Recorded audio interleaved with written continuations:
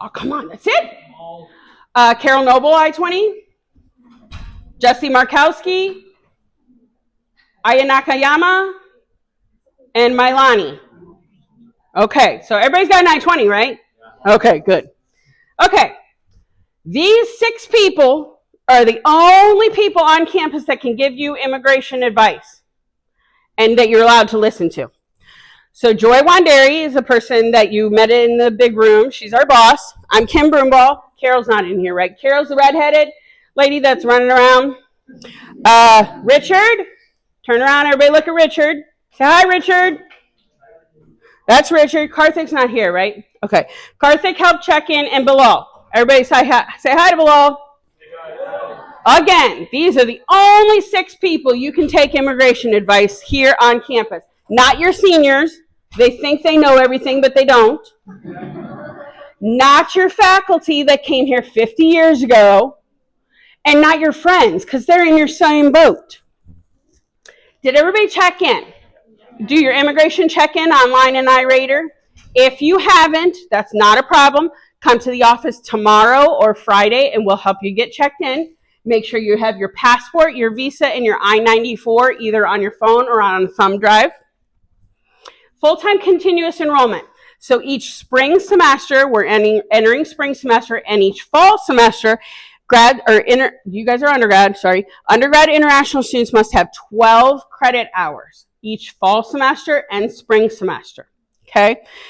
If you can't go full-time, we're going to talk about the reasons you can't later. You must be registered by the end of the first week of class. So next Friday, not this Friday, next Friday, you need to have your 12 credit hours ironed out and on your schedule so I can start pulling registration lists. Okay, these are the only reasons you can be less than full-time while it's either spring semester or fall semester. So final term, if you get to your last term and you only have 1 class left, 2 classes left, 3 classes left, that's all you have to take. You don't have to take more than you need in your last semester. Thesis and continued registration, this is more for grad students that are working on a thesis. They only have to take their thesis credit hours that are left. English issues, pay attention. This first semester is the only semester you can use English as a reason for a less than full-time course load. So if you get in your classes and you're struggling, if you're struggling with English, if you're struggling understanding your teacher, or if you're struggling with U.S. teaching methods, come see me or Carol. We'll help you with a reduced course load, but it's only available this first semester, spring semester. Concurrent enrollment. We have quite a few community colleges that are close. We have Clark State, Sinclair, what's the other one? There's one more. Anyway, that you could take classes at if you had a class that you wanted to take at a certain time, and we don't offer it at that certain time, but the other school does. You can take classes at another school, but you still have to have a total of 12 credit hours between both schools. Illness, hopefully not, but if you get very sick while you're here, we just have to have medical documentation, but we can give you a reduced course load if you have a longer term illness or an accident or something like that, hopefully not. And then vacation. The normal vacation term is summer term. So normally you guys will go to school spring semester and you can take your summer as your break if you want to. If you don't want to and you want to go full time, you could take your break either next fall or next winter when it's cold again. The last thing is leave of absence. Who's from Nepal or India? Okay. Say your mom calls and your brother's getting married and you have to be home for how long? A month, right? So that's called the way we deal with that is called a leave of absence. So if you need to be gone for a month or more during the semester, we ask you to fill out a leave of absence request form. And that maintains your status while you're gone for the entire semester. You must notify the UCIE of any changes. First off is your personal information. You should have an I-20 that matches your passport. If you don't, let us know. But we do that to make sure all of your immigration documents line up and match from here on out. So make sure to always match anything you're applying for a social security number, you're applying for anything else, that you make sure it matches your I-20 and your passport. Academic status, major, if your major changes, we need to get you an I-20. What will happen is you will go to your new program and say, hey, I want to change majors. The academic advisor will change it in the system. It'll feed to my system, and then I'll do a new I-20 for you. You must maintain your status during a change of major. So if you are applying and trying to get a different change of major, you still have to be registered full-time. So make sure that change of status. After you graduate, if you want to change to a work status or a dependent status, please let us know. And then if you intend to transfer out, let us know. Your local physical address. As a part of registration in Wings, you were asked to update your address in Wings. Make sure that you always have an updated address in Wings. So anytime you change apartments, even if it's next door, you have to update that address in Wings. You have to make all address changes within 10 days. Please do not end your addresses once you leave the university. For instance, most international students, after you graduate, will go on what's called OPT, Optional Practical Training. You can work in the U.S. for 1 year, or if you're a STEM student, you can work in the U.S. for 3 years after graduation. We still maintain your record during that time, so that whole time you need to update your address in Wings. Visa-related documents. It is your responsibility to make sure that your visa-related documents, meaning your passport, excuse me, and your I-20 are valid at all times. You guys just got here, so you should have a 5-year I-20 till 2030. Your I-20 should be valid. So if you get to the end of that and you're not done, let's say you've changed your major a couple times and it's taken an extra amount of time, you have to let us know before that I-20 ends. If you come to my office even a day after your I-20 expires, I can't help you. You're automatically out of status. So be very cognizant of the end date on your I-20 and be very cognizant of the end date on your passport. Everybody probably got a brand new passport, so you probably have 10 years on that passport. But think about it. If you do your whole bachelor's program and then maybe you go right into a master's program, you could get close to that end date and not realize it. Just be very cognizant of that end date and make sure you always have 6 months validity on your passport at all times. If you come into our office and you only have 2 months left on your passport, I can't sign your I-20 for travel. You have to have 6 months validity on your passport at all times.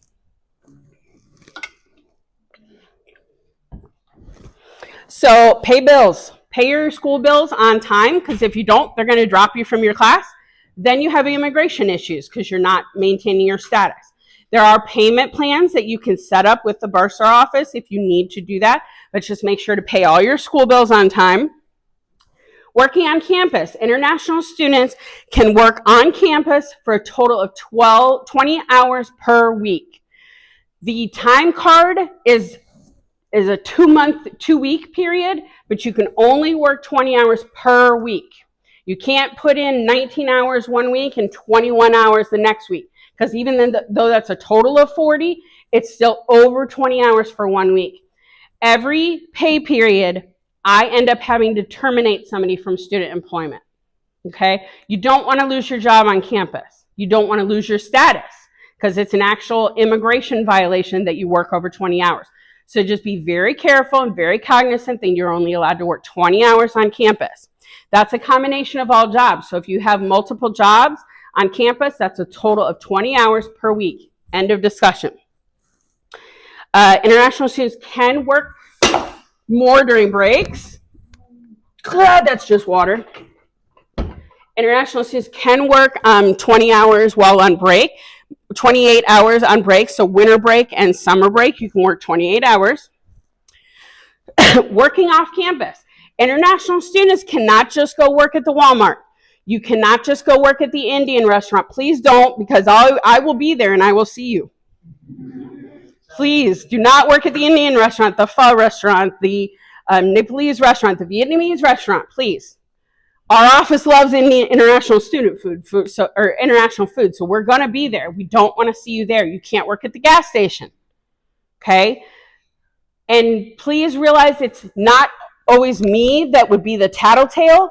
Other students, other employers, other domestic people that see international students working where they shouldn't be will report it. It has happened, okay?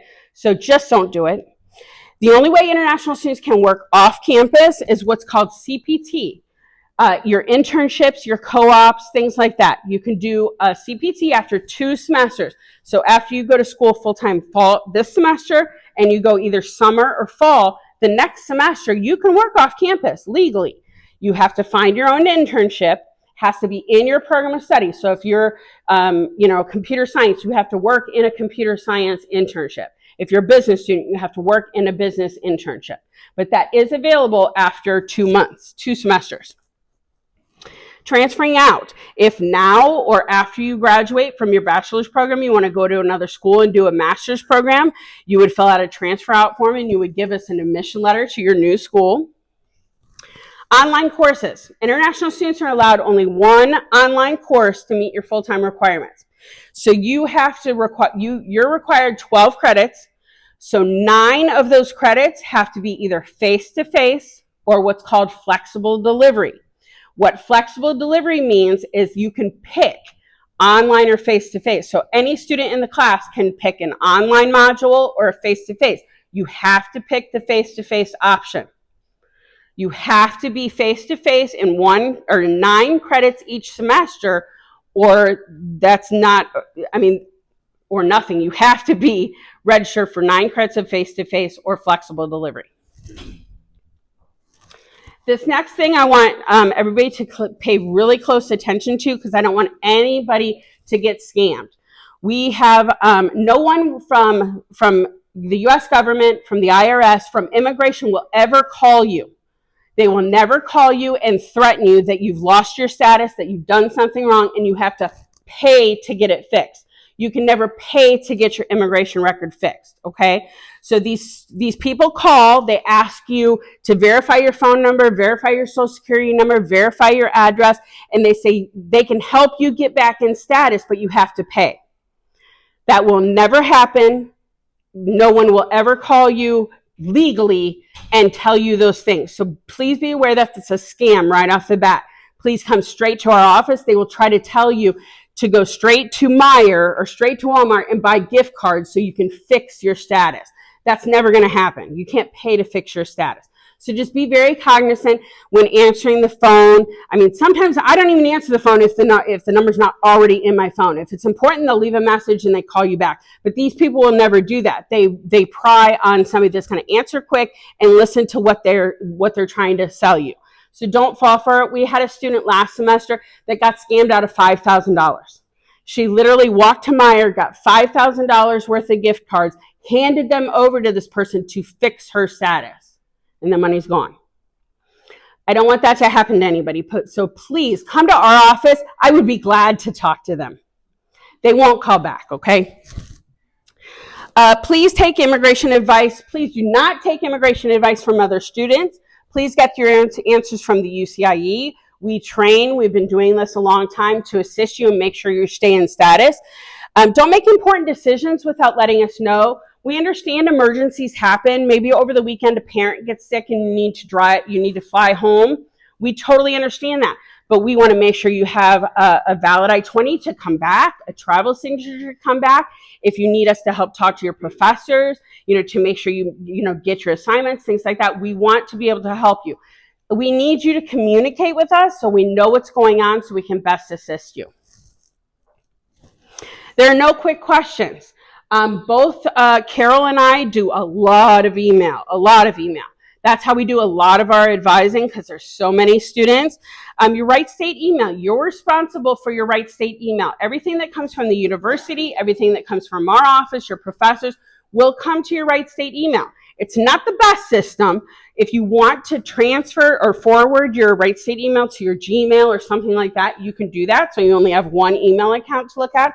But just realize that anything that comes to your Wright State email, you're responsible for. The UCIE will send a weekly newsletter that will have deadlines in it, that will have activities that we're having, that will have immigration deadlines and things that are going on. You're responsible for that information. So you can't come into my office and say, well, I didn't know the deadline for OPT was last week, because you did, because it came to your email. So please realize that, and please make sure to read your Wright State email. Everybody take out your phones and take a picture.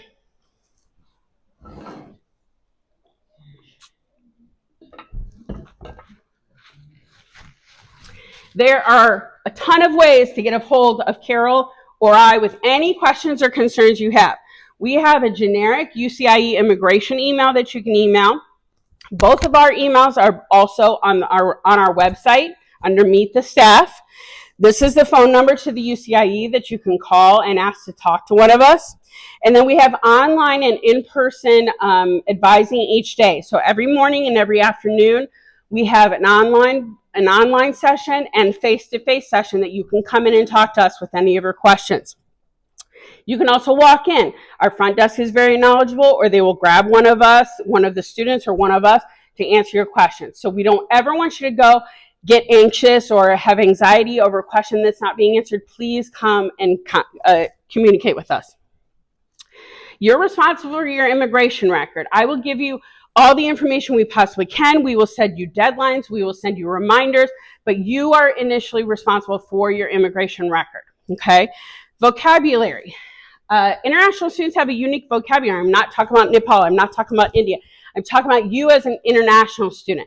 So you can't go to the registrar's office and talk about your immigration status, just like you can't come to our office and expect us to know about your registration or about your work or about, different things. Just make sure that when you go to certain offices, you're asking the right people the right questions. Get involved. There's so much to do here. We try really hard to have a lot of activities for international students. Everybody turn around and say hi to Manny. Manny's waving. Manny is one of the people in our office that takes care of activities. So please get with him if you have ideas. We try to think of, things that you guys would like to do, like to visit, like to have on campus activity-wise, and we want to make sure we do the things that you guys want to do. So please help us to serve you and to be able to do those things by communicating with us, by coming to the programming we have and giving us ideas for new programming. And then everybody's situation is different. Yes, you came with a group from Nepal. Yes, you came with a group from India. But everybody's situation is unique. Every person is unique, and we want you to treat you that way. So I will be at lunch. I will be here throughout the day. I will be here. I won't be here the rest of the week on campus, but feel free to email me any questions, and have a great day. Thank you.